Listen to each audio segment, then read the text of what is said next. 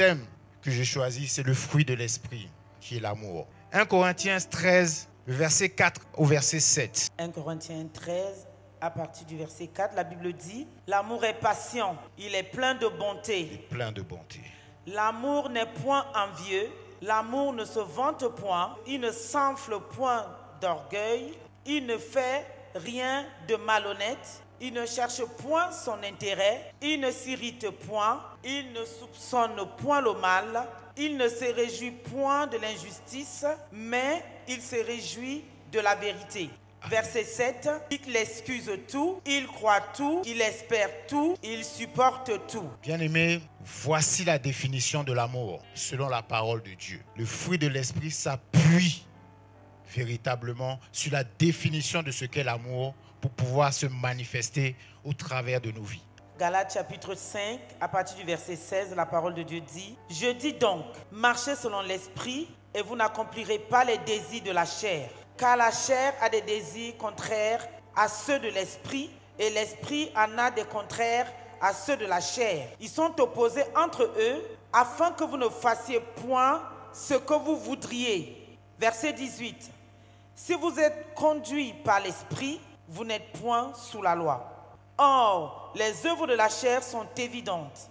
Ce sont la débauche, l'impureté, le dérèglement, l'idolâtrie, la magie, les rivalités, les querelles, les jalousies, les animosités, les disputes, les divisions, les sectes, l'envie, l'ivrognerie, les excès de table et les choses semblables. Je vous dis d'avance, comme je l'ai déjà dit, que ceux qui commettent de telles choses n'hériteront point le royaume de Dieu. Verset 22. Mais le fruit de l'esprit, c'est l'amour, la joie, la paix, la patience, la bonté, la bienveillance, la foi, la douceur, la maîtrise de soi. Vous voyez ici dans Galates, effectivement, que Paul décrit ce que c'est que l'amour. Et il est important que nous identifions ce que Paul décrit là dans le livre de Galates. C'est celui qui va nous conduire, c'est celui qui va nous emmener effectivement à la croissance et à l'ouverture véritablement de ce que l'Esprit va nous communiquer, ce que c'est véritablement l'amour pour son prochain. Jean chapitre 21, à partir du verset 15, la Bible dit « Après qu'ils eurent mangé, Jésus dit à Simon-Pierre, « Simon, fils de Jonas, m'aimes-tu plus que ne m'aiment ceux-ci » Il lui répondit, « Oui, Seigneur, tu sais que je t'aime. » Jésus lui dit, « Paie mes agneaux. » Verset 16. Il lui dit une seconde fois, « Simon, fils de Jonas, m'aimes-tu » Pierre lui répondit, « Oui, Seigneur, tu sais que je t'aime. » Jésus lui dit, « Paie mes brebis. » Verset 17. Il lui dit pour la troisième fois, « Simon, fils de Jonas, m'aimes-tu » Pierre fut attristé de ce qu'il lui avait dit pour la troisième fois, « M'aimes-tu » Et il lui répondit, « Seigneur, tu sais toutes choses, tu sais que je t'aime. » Jésus lui dit, « Paie mes brebis. » Amen. Bien-aimés, on va parler effectivement des dimensions de l'amour. La Bible décrit effectivement dans le livre de 1 Corinthiens ce que c'est l'amour très précisément. Mais en vérité, il y a plusieurs types d'amour. Est-ce que vous le saviez? Et on va savoir quel type d'amour et pourquoi Jésus pose la question à Pierre 3 fois. Pierre, m'aimes-tu? Pierre, m'aimes-tu? Pierre, m'aimes-tu? La raison pour laquelle Jésus pose à Pierre cette question, elle est très simple. Parce qu'en réalité, il y a 3 types d'amour. Et nous devons tous nous reconnaître dedans. Certainement, on en a parlé, maman en a parlé, le pasteur en a parlé. Mais je veux décortiquer ça pour qu'on ait une notion bien déterminée de à quoi ça ressemble. La première dimension de cet amour, c'est l'amour filial. Alléluia. L'amour filial, c'est l'amour en fait qui concerne le domaine de la parenté. C'est-à-dire que c'est lié, nous sommes liés par quelque chose. C'est-à-dire que nous sommes de la même famille, nous sommes de la même église, nous sommes du même syndicat, nous sommes des cousins, des cousines. Voilà, nous partageons véritablement quelque chose qui nous lie. Nous sommes quoi? Le CCU. Il y a d'autres églises, ici là en France, en l'occurrence, qui sont liées aussi par leur congrégation.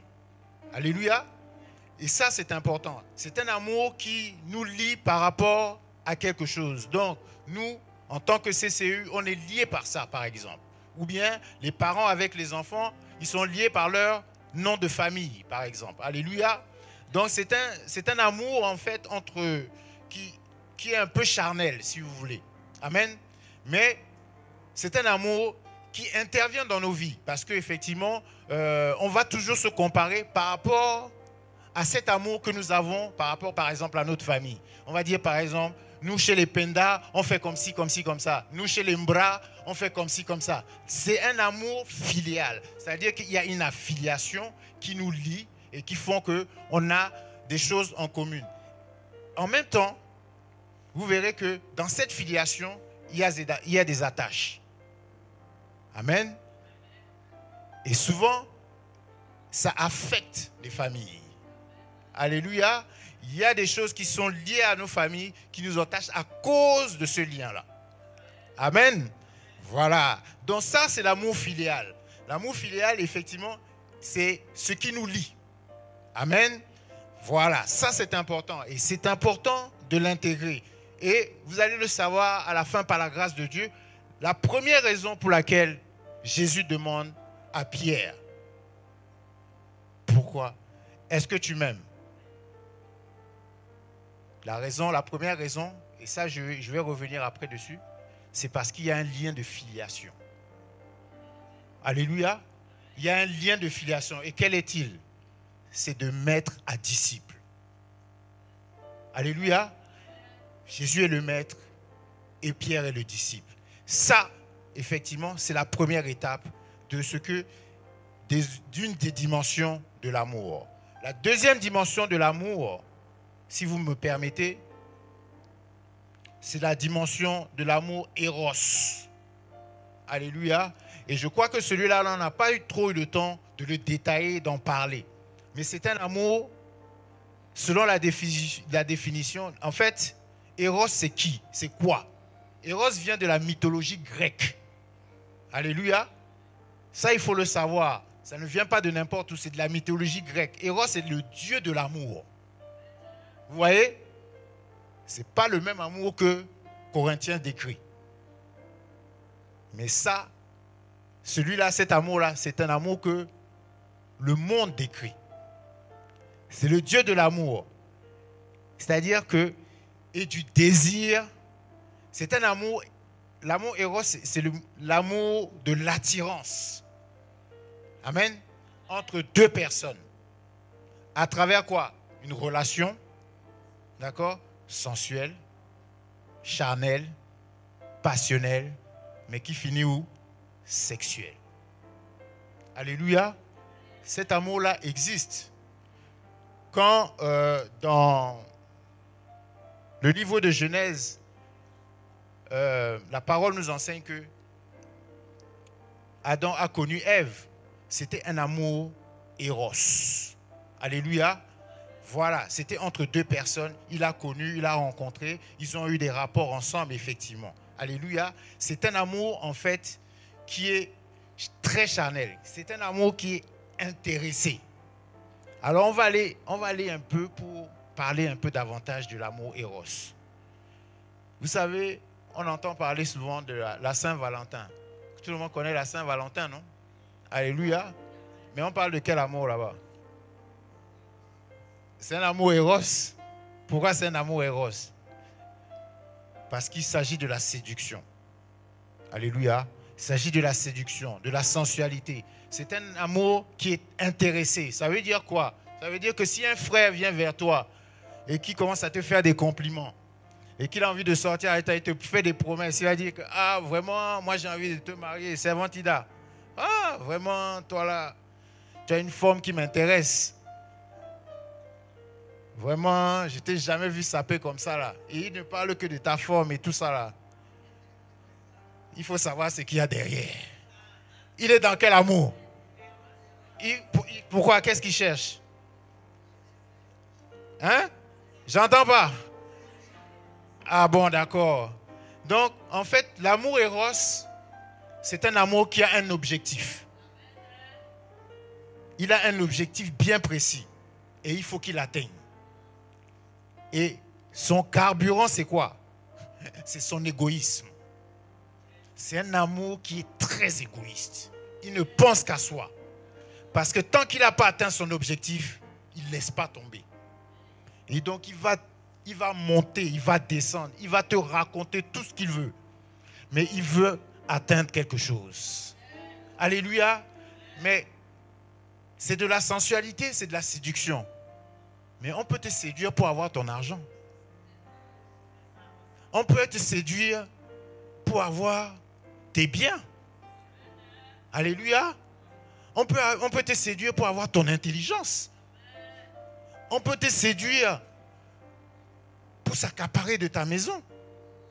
La séduction a beaucoup de dimensions. Mais ça, Eros, il n'a pas pitié de quelqu'un. Alléluia. Il n'a pas pitié de quelqu'un. Donc si quelqu'un vient vers vous, il dit, ah, vraiment, je t'aime. Hein? La première question il faut lui poser, c'est qu'est-ce que tu aimes dans moi? Alléluia.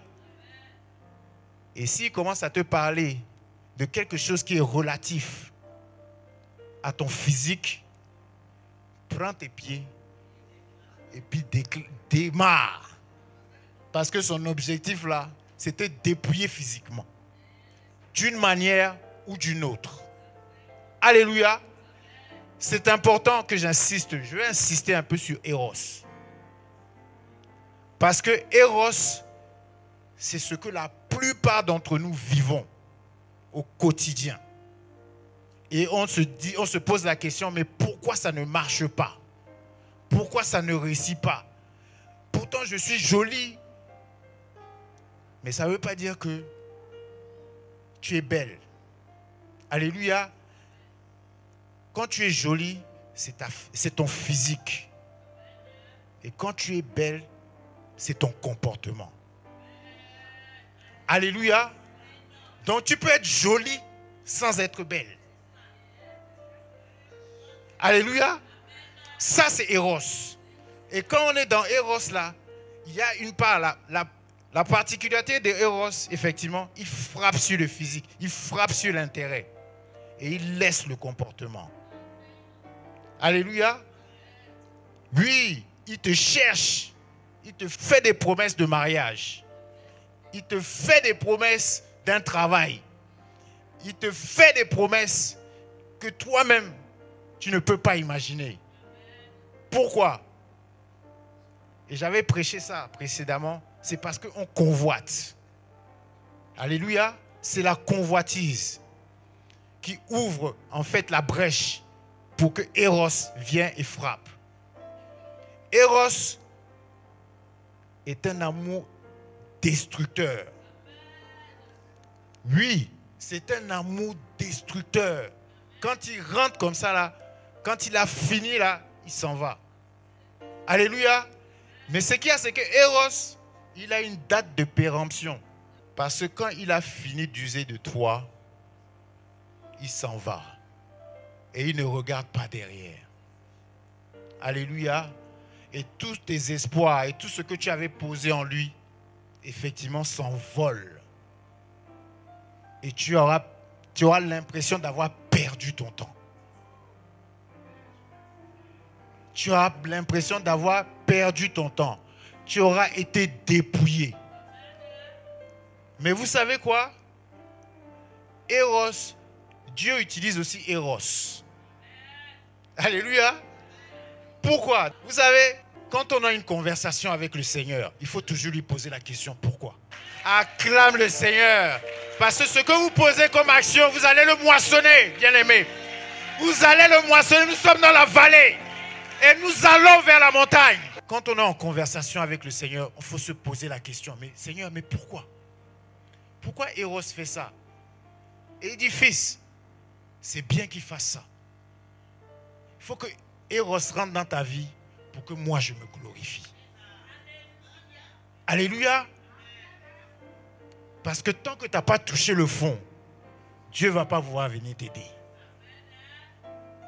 Et c'est pour ça, bien-aimé, on souffre souvent de certaines situations.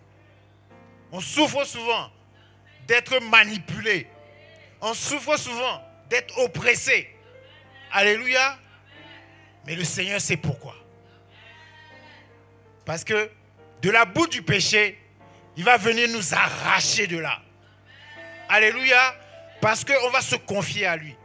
Et donc, Eros a besoin de rentrer en vous. A besoin de rentrer en nous. Alléluia.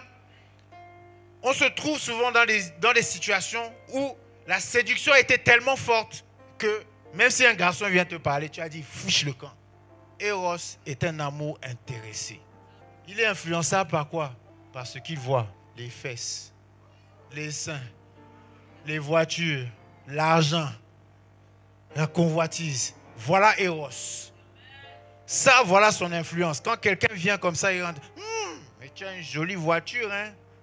Pourquoi il ne parle pas de ton caractère, mais il parle de ta voiture? Eros est envieux et sa mission est de dépouiller. J'insiste dessus. Alléluia. J'insiste dessus parce que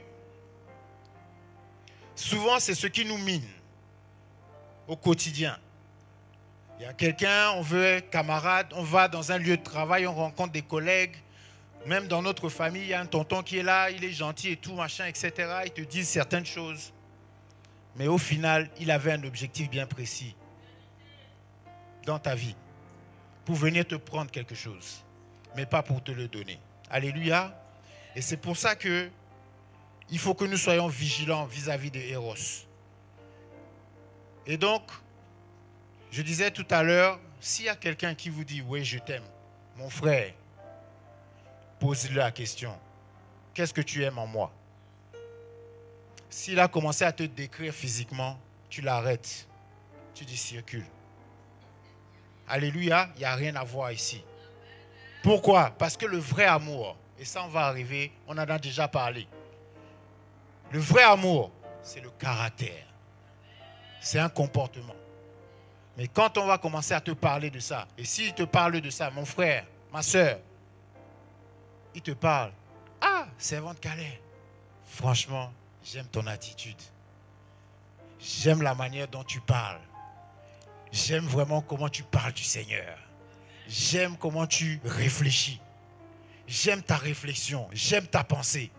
Là, il est en train de parler de la dimension de l'esprit de caractère en toi. Il est en train de parler des vraies valeurs que le Seigneur recherche en toi. C'est-à-dire qu'il ne va pas venir te manipuler autrement. Mais dans ce qu'il est en train de dire là, dans cet ensemble de comportements, c'est le temps qui fait foi. Alléluia. Oui, parce que cette dimension-là, on l'oublie. Parce que la personne, elle va venir, elle va te draguer. Elle va te dire ces choses. Elle va te dire, mais servante Calais, mais franchement, j'adore ton caractère. Mais tu es mignon, tu es merveilleuse. J'adore les conversations que nous avons. Hein? La servante Calais va dire, vraiment, non, le monsieur là, il m'a parlé, hein? Ah, il a dit ce que vraiment, il ne s'est pas attardé à ma forme, à tout ça là, tout ce que je peux avoir. Et donc, dans ça, il faut éprouver ça dans le temps. Alléluia. Il faut qu'il te dise ça le premier jour, le deuxième jour, le troisième jour, la première semaine, la deuxième semaine, le premier mois, le deuxième mois, le quatrième mois. Hein? Voilà, c'est ça qui va te dire si tu es dans la vérité ou pas. C'est là où tu vas savoir si c'est un Eros ou si c'est un autre chose. La deuxième dimension, effectivement, de l'amour, c'est Eros. Et vous avez vu les caractéristiques de Eros. C'est un amour qui est très dangereux. Et donc, il y a des choses pour lesquelles il ne faut pas rester dans la superficialité. Alléluia. dans le Seigneur, il ne faut pas rester dans la superficialité, dans cet amour. C'est un fruit, bien aimé, c'est un caractère, c'est un comportement. Ce sont des attitudes, ce sont des paroles, ce sont des gestes, ce sont des manifestations et un environnement. Alléluia. C'est pour ça que si on veut chercher à comprendre le Seigneur, il est amour. En fait, c'est sa nature. Alléluia. Oui, c'est sa nature. Et il nous invite véritablement à devenir cette nature-là. C'est vrai, ce que je prêche là, c'est difficile. Mais ce n'est pas inaccessible. Alléluia. Ce n'est pas inaccessible.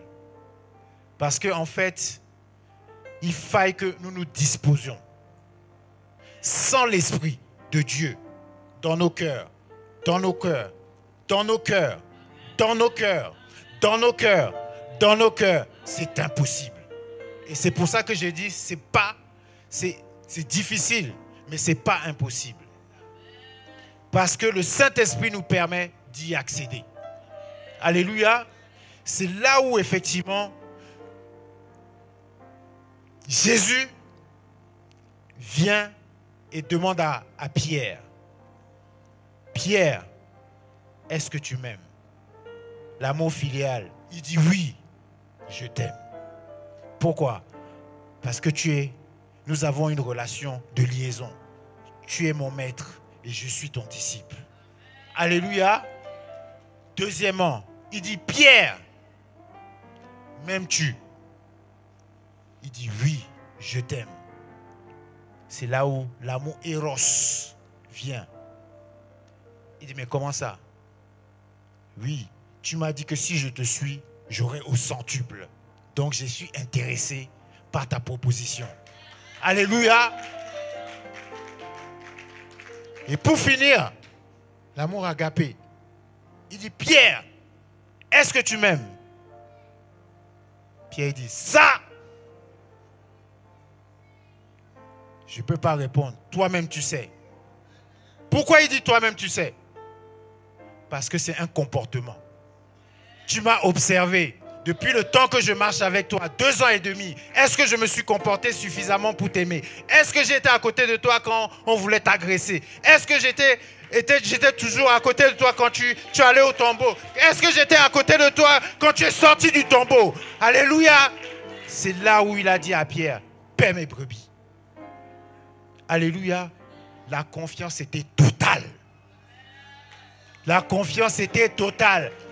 Pourquoi? Parce que dans les bons moments, Pierre était là. Dans les mauvais moments, il était là. L'amour n'est pas seulement quand tout se passe bien, mais c'est quand ça se passe mal aussi, que quand tu es là, alors le Seigneur se glorifie et se manifeste dans ta vie. Que le Seigneur vous bénisse.